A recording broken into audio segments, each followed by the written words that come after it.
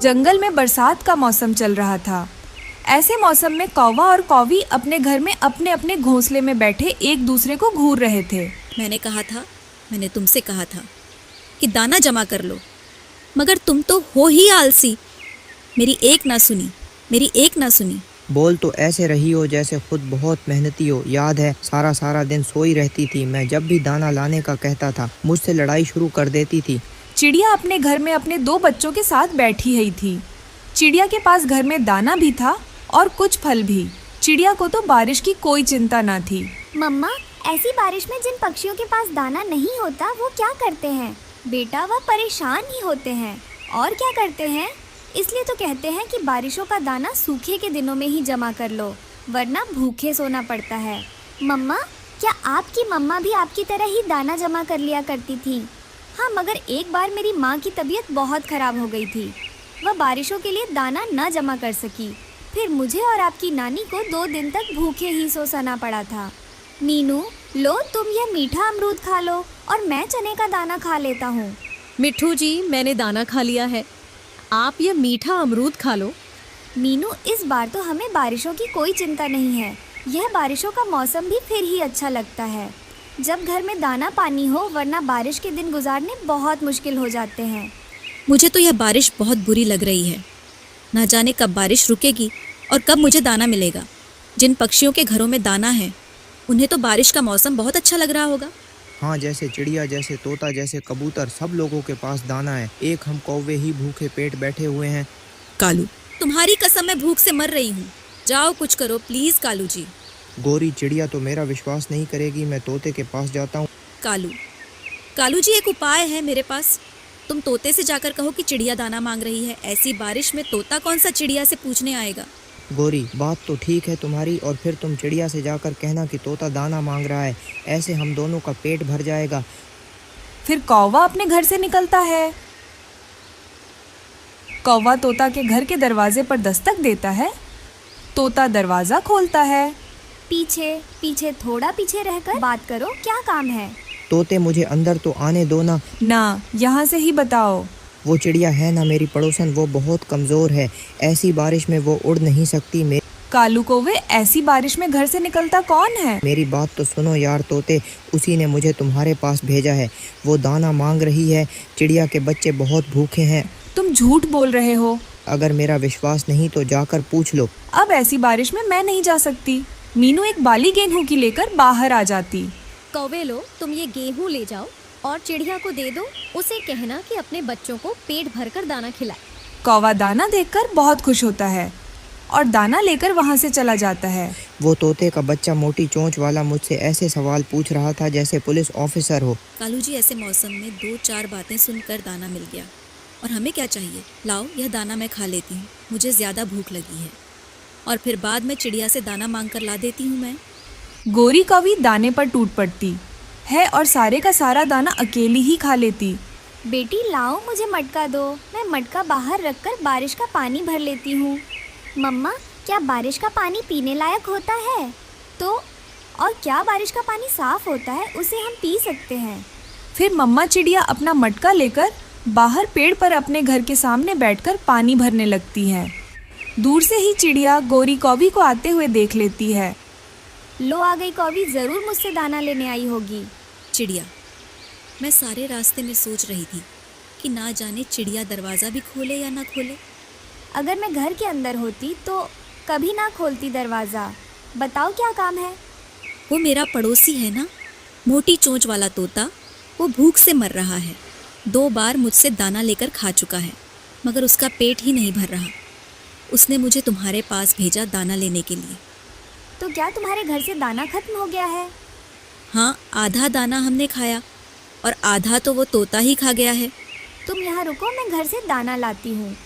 फिर चिड़िया घर में जाती है और गोरी कवि को मकई का एक भुट्टा ला देती है। तोते से कहना कि मेरे पास मकई ही थी। ऐसे मौसम में उस मोटी चोंच वाले को मकई मिल गई, और क्या वो हमारी जान लेगी क्या? गोरी कौवी चिड़िया से मकई का भुट्टा लेकर चली जाती है। दोनों कौवे पेट भरकर मकई खाते हैं। गोरी, अगर बारिश ना रुकी तो सुबह का नाश्ता कहाँ से करेगी? कालू, मैं तो पहले ही ब्लड प्रेशर की मरीज हूँ।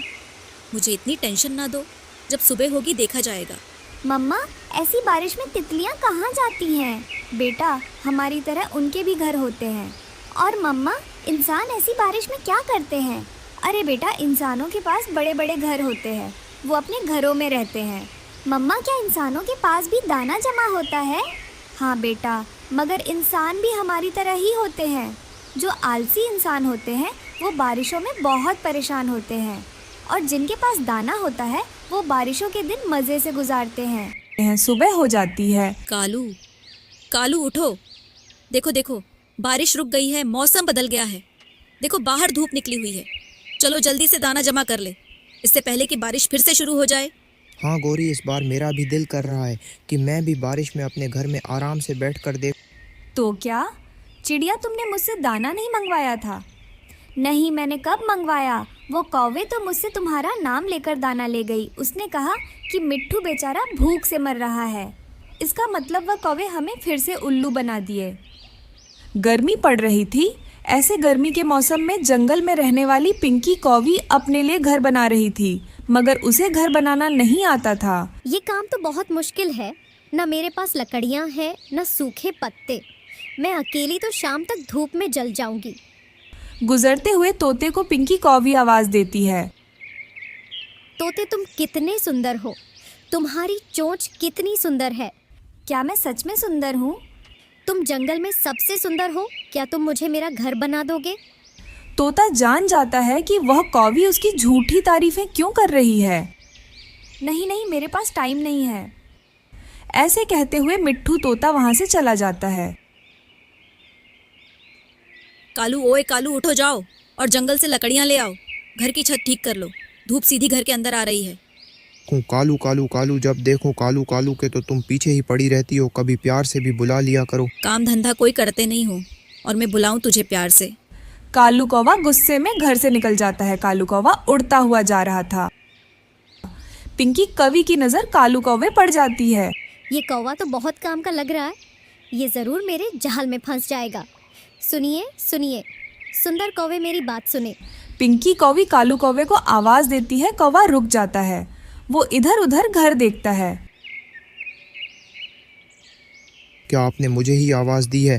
आप जैसा काला, आप जैसा सुंदर कौवा और कौन है यहाँ? आप ही तो हो। यह सुनकर कालू कौवा तो हवाओं में उछलने लगता है। बताइए बताइए, आपने मुझे क्यों आवाज दी है?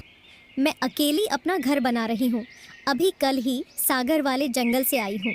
मैं कोई मेरी मदद करने वाला नहीं है। क्या तुम मेरी मदद करोगे घर बनाने में? हाँ हाँ, क्यों नहीं। मैं जानता हूँ कि ठंडा घर कैसे बनाया जाता है। मैं जानता हूँ कि मजबूत घर कैसे बनाते हैं। मुझे सब पता है। कालू कौवा खुशी खुशी ऐसे कहता है। अगर हम दोनों मिलकर ये घर बना ले तो हम दोनों एक साथ इसी घर में रह सकते हैं। वो कौवी शर्माती हुए नाटक करती है। रुको, तुम यहाँ रुको, मैं अभी लकड़ियाँ लेकर आता हूँ। मैं यूं गया और यूं आया। सब भूल भाल कर कालू कौवा पिंकी कौवे का घर बनाने के लिए लकड़ियां लेने चला जाता है। कालू कौवा जंगल से लकड़ियां काट रहा था और उधर उसकी पत्नी गोरी कौवी उसका इंतजार कर रही थी। कौवे भैया, अच्छा ही हुआ जो तुम अपने घर की मरम्मत के लिए लकड़ियाँ लेने आ गए। हाँ चिड़िया, गोरी मुझे कई दिनों से बोल रही है। कौवा चिड़िया को यह नहीं बताता कि वो तो लकड़ियां पिंकी कौवी का घर बनाने के लिए काट रहा है। कालू कौवा लकड़ियां ले जाता है और पिंकी का घर बनाना शुरू करता है। पिंकी कौवी आराम से ठंडी छांव में बैठी थी। टुनी चिड़िया कालू सुबह से घर की छत बनाने के लिए लकड़ियां लेने गया हुआ है, अभी तक लौटकर नहीं आया। गोरी बहन, मुझे लग रहा है कालू अब सुधर गया है। वह जंगल में सख्त धूप में लकड़ियां काट रहा था। वह थक गया होगा, शायद वह आने ही वाला होगा। मगर कालू जी तो पिंकी का घर बना रहे थे। हो गया, आज का काम हो गया। बाकी घर की छत का काम मैं कल करूँगा। पिंकी जी, कालू कौवे जी, मैंने आज तक तुम्हारे जैसा सुंदर कौवा नहीं देखा। तुमने तो कमाल कर दिया। अब कल आकर मेरे घर की छत जरूर बना देना। मेरी नहीं, हम दोनों के घर की। मेरी पत्नी गोरी कौवी भी हर समय मुझसे लड़ाई करती है। मैं अब तुम्हारे साथ शादी करके इसी घर में रहूंगा। कालू जी, तुमने तो मेरे मुंह की बात ही कर दी। अब जाओ और कल सुबह सवेरे ही आ जाना। कालू कौवा घर चला जाता है। कालू लकड़ियाँ कहाँ हैं? मुझे तो चिड़िया ने बताया था कि तुम जंगल में लकड़ियाँ काट रहे हो। गोरी गोरी वो बुलबुल बहुत गरीब थी। जब मैंने लकड़ियाँ काट ली तो वो रोने लगी। मुझे उस पर दया आई और मैंने सारी काटी हुई लकड़ियाँ उस बुलबुल को दे दी। दूसरों की मदद कर रहे हो और अपने घर की छत नहीं है। तुम चिंता ना करो, मैं सब ठीक कर दूंगा। रात हो जाती है। मेरे पास आओ, मैं तुम्हारी चोंच साफ कर देती हूँ। देखो, चोंच पर फल लगा हुआ है। इतना प्यार आज तक मुझे किसी ने नहीं दिया। तुम मेरा कितना ख्याल रखती हो पिंकी। तुम्हारे लिए मैं जान भी दे दूंगा, मैं जान भी दे दूंगा। पास पड़ा झाड़ू उठाकर गोरी कौवी कालू के एक लगा देती है। उठ जाओ, अब सुबह हो गई है और तुम अभी तक सपने देख रहे हो। कालू उठ जाता है। मुझे जाना था, मुझे तो सुबह सवेरे एक काम पर जाना था। ऐसे बौखलाया हुआ कालू कौवा जल्दी जल्दी घर से निकल जाता है।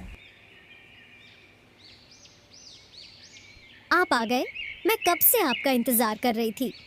रात भर तुम मेरे सपनों में आकर मुझसे प्यार भरी बातें करती रही थी। मुझे सोने नहीं दिया तुमने।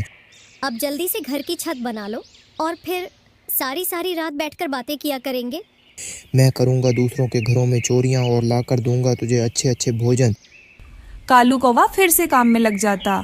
कालू कौवा पिंकी कौवी का घर बना रहा था। छत बनाते बनाते शाम हो जाती है और कालू कौवा पिंकी का घर बना देता है। मैं अब अपना सामान उठा लाता हूँ। मुझे नहीं रहना उस गंदी शक्ल वाली गोरी कौवी के साथ। ऐसा कहते हुए कालू कौवा जल्दी से अपने घर जाता है। कालू तुम कहाँ थे? मैं अब हवाओं में हूँ। मैं अब अपनी पिंकी कौवी के पास उसके घर में रहूंगा। मैं जा रहा हूँ। कालू रुको। कालू मेरी बात सुनो। मगर कौवा अपना सामान लेकर चला जाता है। पिंकी दरवाजा खोलो, तेरा कालू आ गया। चल बूढ़े कौवे, भाग यहाँ से। मेरा घर बन गया, तेरा मेरा साथ यहाँ तक ही था। अब अगर दोबारा मुझे आवाज दी तो मैं शोर मचाऊंगी और सबको बुलाऊंगी। पिंकी का अचानक यह रूप देखकर कालू की तो चक्कर आने लगता है। क्या ये तुम क्या कह रही हो पिंकी जी? दफा हो जाओ यहाँ से मूर्ख, भाग जाऊं। कालू बेचारा अपना सामान लेकर नदी पर जाकर बैठ जाता है, क्योंकि उसे मालूम था कि अब वह अपनी पत्नी गोरी से बहुत पिटने वाला था। दोस्तों, अगर आपको यह कहानी पसंद आया हो तो ऐसे ही और कहानी देखने के लिए आप मेरे चैनल को सब्सक्राइब कर लीजिए और कमेंट करके ज़रूर बताइए कि आपको यह वीडियो कैसा लगा।